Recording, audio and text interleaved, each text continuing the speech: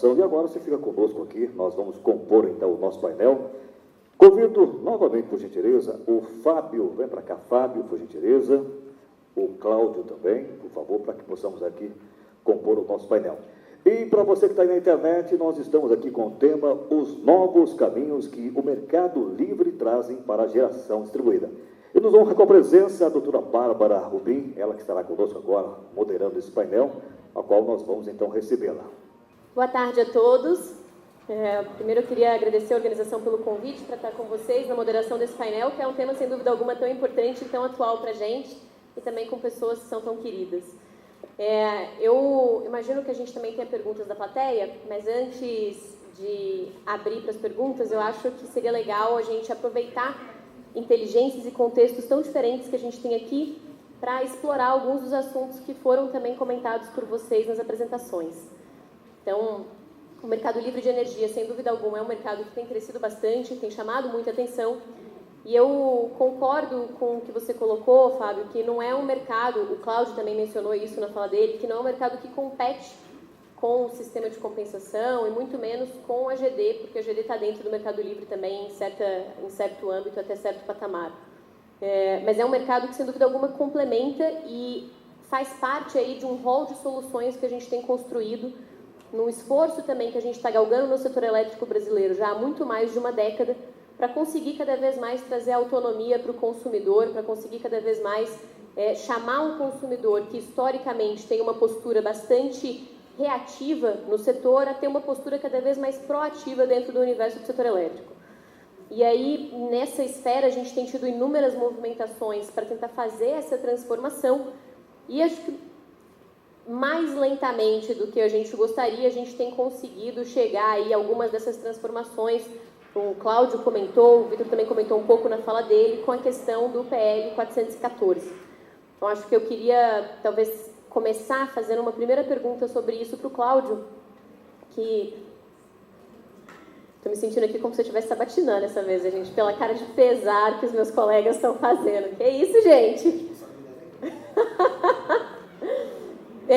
Então, Cláudio, acho que a gente viu, tramitando dentro do Congresso Nacional, 2 projetos de lei, um de iniciativa do Senado, um de iniciativa da Câmara. O do Senado, no primeiro momento, tem a dianteira aí em termos de tramitação, que se transformou no PL 414, e ele traz, como você também colocou, uma proposição que eu particularmente considero bastante audaciosa, de uma abertura de mercado, uma liberalização completa de mercado em 42 meses. Então, isso significaria dizer que, a partir da publicação desse projeto na forma de lei, que a gente não sabe quando vai acontecer ainda, todos os consumidores, ou devemos ter regulação vindo que permita que todos os consumidores de energia elétrica, independente da carga deles, sejam capazes de optar pelo ambiente de contratação livre. Eu vejo muitos desafios na forma como o mercado está estruturado hoje para que a gente consiga, ainda que a gente aprove o PL 414 esse ano, efetivamente chegar em um patamar de abertura do mercado em 42 meses. E eu queria que você comentasse um pouco para a gente qual que é a visão da 2W sobre os principais desafios e as principais alterações que a gente teria que ter, não só sobre uma perspectiva regulatória, também quero ouvir o seu lado regulatório, mas também sobre uma perspectiva de abordagem ao consumidor para que isso se torne efetivamente uma realidade. Tá, bom, boa pergunta. Eu não sei se eu tenho todas as respostas. Estou me ouvindo? Eu tenho uma visão que ela... Vamos separar a sua pergunta aqui. Eu acho que, do ponto de vista regulatório, todos os argumentos que têm sido colocados, né, eu acho que eles são transponíveis. Mesmo a questão supridor de última instância, tudo isso, se a gente pegar exemplos de outras localidades, de outros países, a gente vai conseguir endereçar isso. Eu acho sim que é possível, em 42 meses, a gente ter essa jornada e deixar esse consumidor, até porque a gente fala do mercado ser livre em 42 meses como se todo mundo fosse querer ser livre. Tem um outro papel aqui, porque existem países que regulatoriamente abriram o mercado, tornaram possível ao consumidor ser livre, e ele não quis ser livre. Ou porque não foi informado corretamente ou porque as empresas não conseguiram fazer pacotes de oferta adequada, não conseguiram se comunicar com esse consumidor. E eu tenho uma visão liberal desse ponto. Eu acho que a gente consegue, copiando modelos de outros países, fazer sim essa implantação em 42 meses. Eu tenho dúvida se a 2W, outras empresas e vocês vamos ser capazes de falar com esse consumidor e mostrar os benefícios de um mercado efetivamente livre, né? Eu insisto na questão o Vitor falou, né, sobre a questão de se comunicar com esse consumidor. Vou dar só um exemplo. Era muito comum no Mercado Livre você vender energia para a Ambev, e a Ambev tem um cara do lado de lá que entende de energia tão ou melhor do que o Arthur, que é o meu diretor de trading lá na companhia. E aí, ele ficava short, ele tinha estudo de climatologia, ele ficava long, ele exigia, não, eu quero, muda o preço, você vai me dar flexibilidade de 10%, 15%. Não dá para falar com esse consumidor que vai poder ser livre desse jeito. Aí você cria outros desafios. Bom, que nós estamos tentando endereçar na 2W e outras empresas também. Para a gente conseguir oferecer 100% de flex para esse consumidor, de flexibilidade, ou seja, se ele consumir menos e consumir mais, eu vendo energia no mesmo preço ou recompro no mesmo. Eu preciso ter o ativo de geração. Putz, mas aí nós temos que investir bilhão. Esse é o jogo, nós temos que convencer financiador, nós temos que para botar os ativos. Que daí a gente consegue customizar e oferecer para ele, basicamente, olha, não importa o quanto você consumir, eu recompro, a nossa condição é essa. Ou se você consumir mais, eu te vendo nessa condição, eu não vou te esfolar no momento que você precisar, falar, olha, agora o preço é outro, eu vou ganhar dinheiro. Esse é um desafio que as empresas vão ter que achar como falar com esse consumidor. E se a gente não for capaz, a gente vai acontecer como outros países, na Áustria, por exemplo, que o mercado é livre e 20% migrou, 80% está no mercado cativo. Eu acho que, inclusive, as distribuidoras vão começar a se mexer também. Não pensem, eles são elefantes, mas eles vão emagrecer um pouco, eles vão buscar tecnologia, eles têm um diferencial, porque eles conhecem eles não estudam muito, mas eles conhecem os dados de consumo desse cliente. Então, se eles quiserem, eles também vão ser competitivos. Então, eu acho que a gente tem que deixar as regras móveis para que esse consumidor busque, vai ter consumidor para GD, vai ter consumidor para Mercado Livre, autoprodução vai ter, e as empresas vão ter que descobrir que oferta adequada para aquele nicho, para esse consumidor. E aí não dá para esperar o Congresso aprovar isso. O Congresso tem que fazer, olha, está aqui. E aí o mercado vai se posicionar, e quem for competente vai levar, vai sair na frente, o segundo copia, o terceiro. Eu tenho essa visão um pouco, não sei se utópica, mas ela é liberal nesse sentido. Perfeito, obrigada, Cláudio. E eu, aproveitando o gancho de uma coisa que você colocou sobre a importância, de fato, da gente aproveitar benchmark mesmo de outros países que já estão um pouco mais à frente, ou da experiência internacional que já se coloca para a gente, pensando aí que a gente tem um ranking aí de países que já atingiram 100% da liberdade, pelo menos da liberdade de escolha do consumidor, bastante extenso. E eu queria pedir para o Vitor, se você puder contar um pouco para a gente, Vitor, né, você comentou que a Neo Energy, ela surgiu primeiro na Colômbia e agora você está abrindo esse braço aqui no Brasil. Quando você pensa no modelo e na realidade que você vivenciou, que vocês, enquanto empresa, vivenciaram na Colômbia, o que você acha aqui de melhores práticas ou quais foram os principais aprendizados que talvez permitam que vocês tenham um início um pouco mais acelerado aqui no país? Perfeito, obrigado. Tá funcionando?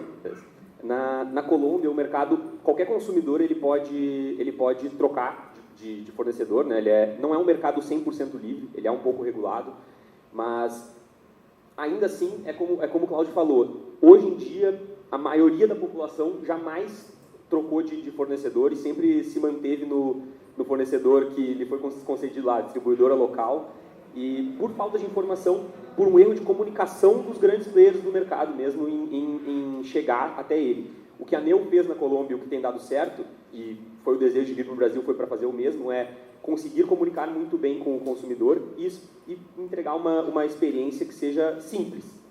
O principal ponto é ser muito simples. Acho que a gente no Brasil enfrenta essa mudança regulatória, mas a gente também tem que ter a capacidade de empurrar a regulação com as nossas inovações. Eu acho que isso é a parte mais importante que o mercado tem que ter na cabeça, que a gente está o tempo inteiro brigando com o Congresso, com a ANEEL, para que os nossos interesses sejam desenvolvidos na regulação, mas se a gente também não se mexe para entregar para o consumidor e tornar normal o consumidor ter 100% de flexibilidade, 100% não ter a palavra flexibilidade no contrato dele. Eu acho que essa é o papel das comercializadoras e GD e autoprodução, é conseguir tornar tudo simples, porque ele quer ter economia, ele quer saber que ele está sendo sustentável, ele está fazendo o papel dele num desenvolvimento da economia e do país e da sustentabilidade, e ao mesmo tempo está reduzindo custos e fazendo tudo sem dúvidas, sem ter dúvidas. Foi o que aconteceu na Colômbia e o que a gente está tentando trazer para o Brasil é focar muito na experiência do usuário. Então, o nosso time, por exemplo, na Colômbia, a composição dele ela é muito mais de desenvolvedores, designers de experiência, é muito diferente de uma comercializadora tradicional na Colômbia, que existe como existe aqui no Brasil. Eu vejo também pela 2W, é uma empresa que também tem atua muito nessa frente também, e acho que é isso, empurrar a regulação com a inovação comercial, sem esperar que ela caia no nosso colo e a gente ganhe de presente uma regulação mais inclusiva. Perfeito, obrigada. Tem uma frase que a gente fala no setor, né, que a tecnologia come a regulação diariamente. E acho que muito do que a gente tem visto, de fato, é a tecnologia forçando a regulação, mas também quero ser justo em dizer que a gente também tem visto cada vez mais um regulador aberto para essas tendências tecnológicas. A ANEEL tem cada vez mais feito uso aí desse conceito de sandbox, que são os experimentos regulatórios que a agência faz com projetos específicos, e que a partir do que ela aprende naqueles projetos, muitas vezes com parceiros da iniciativa privada, isso pode ou não se transformar numa regulação que vai abranger o setor todo. Quando a gente pensa, até acho que um pouco nessa experiência e como é que a tecnologia tem se comunicado cada vez mais empurrado a regulação, sem dúvida alguma, o caso do autoprodutor ou o caso da Solar no Mercado Livre tem mostrado isso, né? Quando a gente olha, e eu gosto muito dos dados que você trouxe, Fábio, porque a gente pensa, acho que todo mundo que trabalha com geração distribuída dentro de um conceito de sistema de compensação, pensa no Mercado Livre como sendo uma coisa enorme e muito distante, né? E aí, sem dúvida alguma, é um ambiente que tem muito mais complexidade do que o sistema de compensação, mas quando a gente pega, por exemplo, os números de autoprodução, a gente, obviamente, tem um volume de energia que é muito grande, mas uma quantidade de consumidores que é muito pequena, né? E isso vai se transformar cada vez mais, eu diria, não só pela questão de uma queda de custo, que não é mais novidade, né? A gente já vê esse cenário aí há pelo menos 10 anos e de forma mais acentuada, pelo menos 5, de queda de custo da solar, então se tornando cada vez mais uma tecnologia acessível para o consumidor, mas também uma tendência a que a gente tenha cada vez mais a autoprodução, fugindo dos moldes tradicionais, digamos assim, com grandes usinas, em geral, até por meio de cogeração, e começando a vir, de fato, por fontes como a solar fotovoltaica e outras até não despacháveis ou intermitentes, por essa questão de custo, mas também por essa questão do fim do desconto que você comentou, que abrangeu as usinas maiores de 5 megas. Então, a gente tem visto um movimento já no mercado muito grande, que imagino que você deve estar vendo também mais forte ainda, de uma procura de vários consumidores do Mercado Livre em gerar a própria energia, em se tornar autoprodutores a partir de empreendimentos que tenham até 5 megas de potência instalada.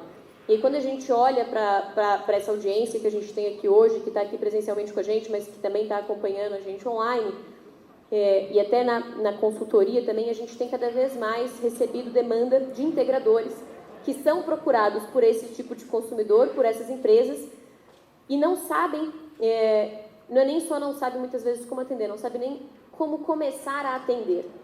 Então, eu queria te pedir, se você puder compartilhar com a gente, um pouco do o que você daria, eu diria assim, como um passo a passo super básico de eu sou um integrador, eu fui procurado por um cliente, um consumidor que está no Mercado Livre e quer gerar a própria energia, né? Quais são aí, sei lá, as 3 perguntas que eu preciso fazer antes de procurar, por exemplo, a METS, antes de procurar algum outro tipo de apoio? A gente trabalha muito próximo ao integrador. Então, essa pergunta é uma pergunta que é bem o dia a dia da gente. O primeiro ponto, que corrobora com o que o Cláudio falou, com o que o Vitor falou, é o seguinte. Na hora que a gente vai com um produto mais elaborado, eu faço muito trabalho com 2W. E o primeiro ponto é, o cliente final, ele não quer saber da dificuldade do teu negócio e ele não quer nada muito complicado para entender. Se não for simples, você não vê. Então, na hora que o integrador chega lá, um dos trabalhos da gente é passar um pouco de informação. Por quê? Porque muitas vezes, se você vai na distribuidora, ela diz que não pode. Não é que não pode, você não pode participar do sistema de compensação. Né? Você tem 2 tipos de cliente. O cliente que já é livre e o cliente que não é livre. Então, cada um vai ter um perfil e vai ter um checklist do que é que você vai precisar dele. O cliente que já é livre, ele já tem um contrato. E os contratos que o Cláudio e o Vitor falaram hoje, com 100% de flexibilidade, eles, ainda que sejam muito bacanas para a gente, eles não são a realidade, não são comuns no mercado. Então, o primeiro ponto é, o seu consumidor ele já tem um contrato de energia. O seu consumidor ele já tem uma responsabilidade de consumir ali, no mínimo 80%, no mínimo 90% do contrato dele. E na hora que você coloca uma geração, você vai estar diminuindo o que é que ele vai ter que comprar. Então, o primeiro ponto que você tem que saber é como se fosse um exame de sangue, o que é que o cara já tem. Então, você tem que ver, contratualmente, ele vai poder gerar? Então, vamos ver se ele é livre, o contrato dele. Se ele é cativo, se ele está no sistema regulado, a gente vai ter que ver quando ele vai poder ser livre. Então, assim, todo consumidor, por lei, tem que ter um contrato, cativo ou livre. Então, de toda forma, ele já vai ter. Por isso que eu falo, é um processo um pouco maior. Então, primeiro ponto, quem é meu cliente e como é que ele está contratado? Segundo ponto, ainda que pareça comum, mas assim, as questões técnicas são um ponto bem importante. Por exemplo, a demanda. Às vezes, tem integrador que vem com a gente, que vende vamos dizer, como autoprodutor, porque é um resultado mais atraente, só que o cliente não pode ser livre. Então, assim, por mais básico que seja, às vezes, assim, porque é muito bacana, o Mercado Livre é muito bom. Às vezes a gente acha que ele permite tudo, mas não é assim. Então, você tem que ver a questão de contrato, para você acabar não estar gerando energia que ele não vai poder se desfazer. Na hora que ele for se desfazer, tem toda uma questão de estratégia, porque a energia ela tem um preço, é um commodity. E na hora que ele vai se desfazer, esse preço pode estar maior ou menor, e isso pode acabar acarretando algum prejuízo ao modelo dele. Tá? O segundo ponto, as questões técnicas. Tá? Eu acho que vencidas essas duas partes, seriam de fato as dificuldades agora de instalação, escolha de equipamento. Tá? Mas eu acho que o primeiro ponto é descobrir o que o cliente já tem, como é que ele está contratado hoje. Um contrato para comercializador, às vezes, tem 5 anos, 7 anos, 10 anos, e não tem muito o que você fazer ali, entendeu? Se ele já tem uma energia contratada, ele vai gerar outra energia. Então, você tem que tomar todo esse cuidado em desfazer esse contrato que já existe, repassar, né? Não se quebra o contrato, repassar esse contrato que já existe e negociar esse contrato para poder instalar a geração, tá? Eu acho que seria esse o ponto. E, por último, resultado, tem que fazer matemática, tá? Tem que fazer conta e ver o que é que vale mais a pena. Teve uma pergunta bacana que o colega fez quando eu desci, que foi, Fábio, me diz rapidinho, o que é que, quando é para a GD e quando é para o produtor, eu disse, quando o resultado financeiro for melhor. Então, assim, de fato, a gente tem que fazer conta porque envolve muita coisa, envolve desconto, envolve simultaneidade, envolve o benefício. A GD, ela é belíssima, como o microemine, né? Ela compensa muita coisa, que no Mercado Livre não é assim. Então, assim, ver o que o cara tem contratado, ver as questões técnicas e fazer a conta direitinho. Acho que são esses principais pontos. Perfeito, obrigada, Fábio. Só duas coisas que você comentou, que são perguntas que de fato eu também recebo bastante, que é essa questão, né? Acho que a gente sempre procura uma resposta simples para um problema complexo. Em geral, essa resposta não existe, gente. Então, viabilidade, o que vale a pena, qual é a melhor escolha, tem que colocar na ponta do lápis aí, fazer de fato a análise para conseguir entender. E um outro ponto, só para destacar isso, para chamar a atenção, é que de fato a gente fala de Mercado Livre, mas é importante a gente ter em mente que o Mercado Livre, se a gente for olhar em termos de arcabouço legal e regulatório, e em densidade regulatória, ele é muito mais regulado sob essa ótica do que o próprio mercado regulado, sobretudo se a gente estiver comparando com o sistema de compensação. Mas a liberdade está girando ao redor aí de um poder de escolha de fornecedor, de energia e de atributos contratuais, né, que são escolhas, e nem essas, apesar de parecerem muito básicas, a gente possui quando a gente olha para o ambiente de contratação regulada enquanto consumidor. Acho que a gente está ficando um pouquinho sem tempo, mas eu queria pegar uma pergunta da nossa plateia. Levantou a mão junto, acho que a gente pode pegar as duas, né?